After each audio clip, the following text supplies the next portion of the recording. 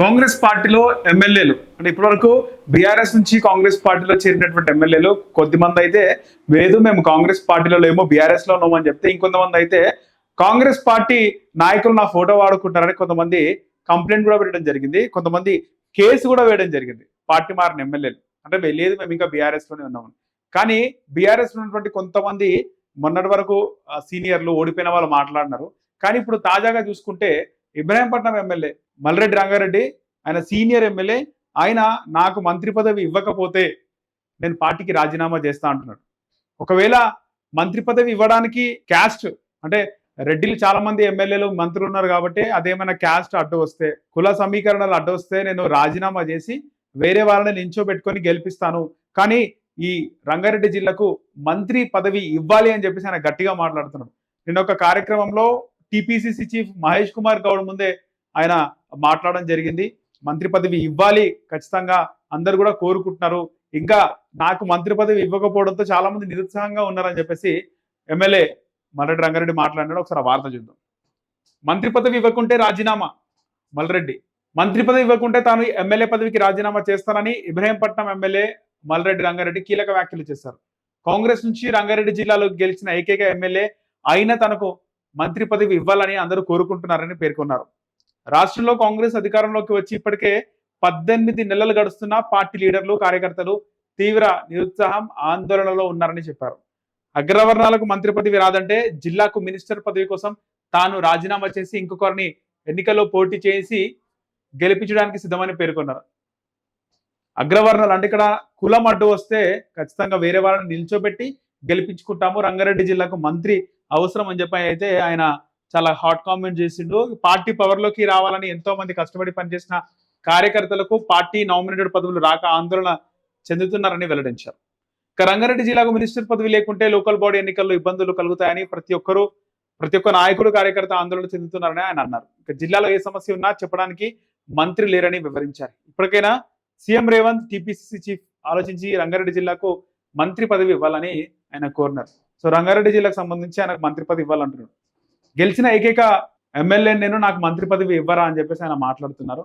దీనికి సంబంధించి TPCC chief Mahesh Kumar Goud కూడా కార్యక్రమంలో ఉన్నారు. అలాగే ఆ పార్టీకి చెందినటువంటి చాలా మంది సీనియర్ నాయకులు, గడ్డి అన్నారం మార్కెట్ కమిటీ చైర్మన్ చిలుక మధుసూదన్ రెడ్డి కూడా ఆయన కూడా ఈ కార్యక్రమంలో ఉన్నాడు. ఒకసారి ఆయన లైన్లోకి తీసుకునే ప్రయత్నం చేద్దాం. అన్న నమస్తే అన్న. అన్న చిన్న లైవ్ లో ఉన్నా, ఒక చిన్న వీడియో చేస్తున్నా. నిన్న జరిగిన సమావేశం జరిగింది కదా నిన్న అన్న, నిన్న సమావేశంలో మన ఎమ్మెల్యే గారు మల్రెడ్డి రంగారెడ్డి గారు కొన్ని కామెంట్స్ చేస్తున్నారు కదా ఈ అన్న ఈ మంత్రి పదవి కోసం.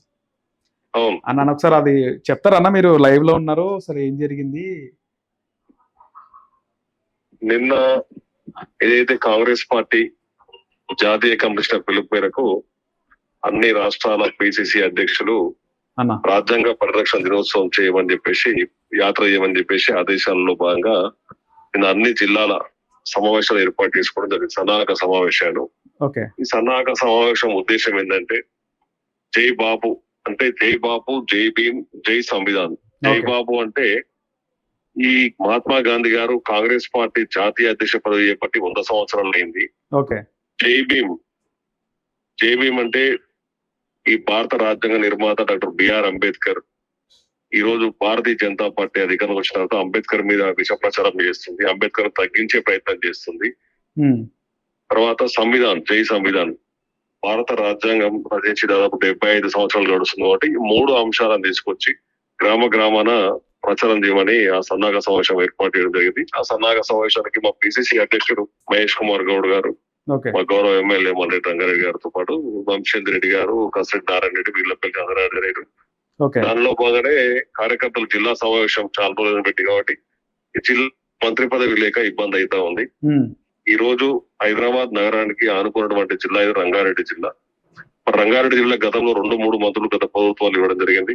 రంగారెడ్డి జిల్లాకు మంత్రి పదవి లేని కారణంగా జిల్లా అభివృద్ధి కుంటుపడతా ఉంది. అధికారులు కూడా ఇతర మంత్రుల దగ్గర పోయి పనులు చేసినటువంటి పరిస్థితి ఈ రోజు నెలకొన్నది. జిల్లా ఎమ్మెల్యేలు కూడా జిల్లాకు రావాల్సినటువంటి అభివృద్ధి విషయంలో కావచ్చు, జిల్లాకు రావాల్సిన నిధుల విషయంలో కావచ్చు, మరి వాటా కోసం ఇతర మంత్రులు వెళ్ళి అడిగే పరిస్థితి ఉంది. కాబట్టి జిల్లా ఖచ్చితంగా మంత్రి పదవి కావాలి. జిల్లాల కాంగ్రెస్ పార్టీ తరపున గెలిచిన వ్యక్తి మల్లెడ్డి రంగారెడ్డి గారు, సీనియర్ నాయకుడు. గత 2 సార్లు ఎమ్మెల్యే గెలిచి 3వ సారి ఎమ్మెల్యే. ఖచ్చితంగా మల్లెడ్డి రంగారెడ్డి గారికి మంత్రి పదవి ఖచ్చితంగా ఇవ్వాల్సిందని చెప్పేసి జిల్లా కాంగ్రెస్ పార్టీ మొత్తం తీర్మానం చేసి ప్రదేశ్ కాంగ్రెస్ కమిటీ అధ్యక్షుడు మహేష్ కుమార్ గౌడ్ చెప్పడం జరిగింది. మహేష్ కుమార్ గౌడ్ కూడా ఈ యొక్క కార్యకర్తల అభిప్రాయాన్ని ముఖ్యమంత్రి గారు తీసుకుని జిల్లాకు న్యాయం చేశారని చెప్పడం జరిగింది. మనదే ఉద్దేశం ఏంటంటే రంగారెడ్డి జిల్లా అనేది హైదరాబాద్ లో భాగం. ఓకే, అవును. హైదరాబాద్ తో పాటు ఈ రోజు సిటీ చుట్టుపక్కల మొత్తం అభివృద్ధి జరుగుతుంది ఓన్లీ రంగారెడ్డి జిల్లానే. అటు కోకాపేట కావచ్చు, ఇటు శంషాబాద్ కావచ్చు, ఇటు విజయవాడ జాతీయ రహదారి, సాగర్ జాతీయ రహదారి, శ్రీశైలం హైవే అంటే ఎక్స్పాన్షన్ గా మొత్తం హైదరాబాద్ చుట్టుపక్కల రంగారెడ్డి జిల్లా డెవలప్ అవుతా ఉంది. ఈ జిల్లాలో ఉన్నటువంటి అనేక విధమైన పనులు కూడా ఈ రోజు హైదరాబాద్ కు ఎక్కువగా పోతా ఉన్నాయి. జిల్లా అభివృద్ధి విషయం కూడా మరి ముఖ్యమంత్రి గారు ఖచ్చితంగా సహకరించి జిల్లాకు మంత్రి పదవి అని చెప్పేసి నా ఒక్క డిమాండే కాదు, కార్యకర్తల డిమాండ్ ఇది. ఖచ్చితంగా మంత్రి పదవి రావాలి, రంగారెడ్డి గారికి మంత్రి వస్తుందని కోరుకుంటాం. ఈ విషయంలో కూడా జిల్లా కాంగ్రెస్ నాయకులు త్వరలో ముఖ్యమంత్రి గారిని కలిసి జిల్లాకు రావాల్సినటువంటి మంత్రి పదవి కోసం మేము ముఖ్యమంత్రి గారిని కలిసి నివేదిస్తాం. అంటే ఒకవేళ ఇవ్వకపోతే నేను రాజీనామా చేస్తాను అనే మాట కూడా మాట్లాడినట్టున్నారు కదా. అంటే ఒకవేళ దీనికి ఇప్పుడు మనం కూడా సామాజిక న్యాయం కూడా ఆలోచన చేయాలి. సామాజిక న్యాయపరంగా చూసుకుంటే ఒకవేళ బీసీకి అవకాశం వస్తే నా నియోజకవర్గంలో బడుగు బలహీన వర్గాల వ్యక్తి ఎవరి వ్యక్తికి టికెట్ ఇచ్చినా నేను అట్టి వ్యక్తిని గెలిపించుకొని అట్టి వ్యక్తిని మంత్రి పదవి మీరు ఇవ్వండి అని చెప్పేసి ఆ ప్రయత్నంలో బాగా మాట్లాడడం జరిగింది.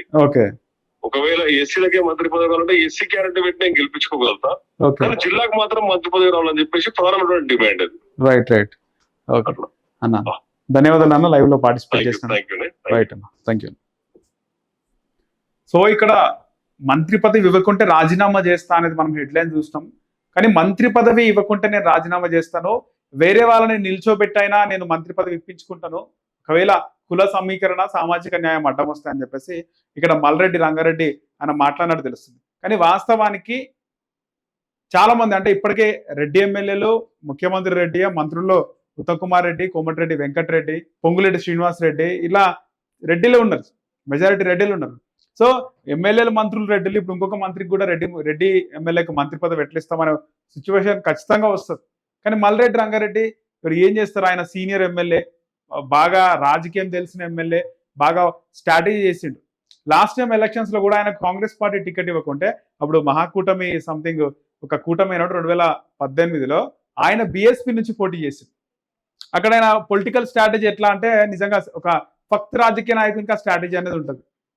సింబల్ ఏమో ఏనుగు, బీఎస్పీ సింబల్ ఎలిఫెంట్ తీసుకొని ఎక్కడ పెట్టిండు ఫ్లాగ్ పైన అంటే బ్యాక్గ్రౌండ్ మొత్తం కాంగ్రెస్, అంటే కాంగ్రెస్ కలర్స్ ఉన్నాయి, 3 రంగుల జెండా పైన మాత్రం చెయ్యి ప్లేస్ లో ఎలిఫెంట్ పెట్టడం జరిగింది. అంటే నేను కూడా కాంగ్రెస్ పార్టీ అంటే జనాలు ఈయన కాంగ్రెస్ పార్టీ సింబల్ మాత్రము ఏనుగు అనే విధంగా ఆయన ప్రచారం చేసి కొద్ది పార్టీ తేడాతో ఆయన ఓడిపోవడం జరిగింది. అలాంటి ఫక్త్ రాజకీయ నాయకుడు, సీనియర్ ఎమ్మెల్యే. సో ఆయనకు కూడా మంత్రి కావాలని ఉంటుంది. కానీ ఇక్కడ ఎట్లా చెప్తాడు, ఆయనకు మంత్రి కావాలని ఉంది కానీ నాకు రెడ్డి అని ఇస్తలేరా. సో ఆయన ఈ విధంగా మాట్లాడడం జరిగింది.